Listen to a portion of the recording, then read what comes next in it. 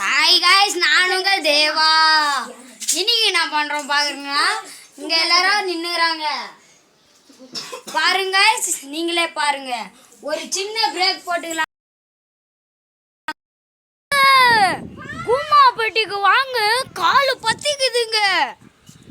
இங்க ஒரே ஒரே நெருப்பா இருக்குதுங்க. கூமா பெட்டிக்கு வாங்க, காலு பத்திக்குதுங்க. ஒரு சின்ன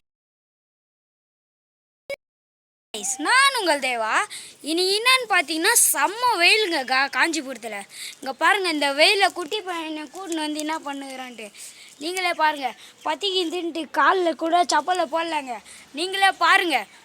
ஒரு சின்ன பிரேக்கை மட்டும் வச்சுக்கலாம்.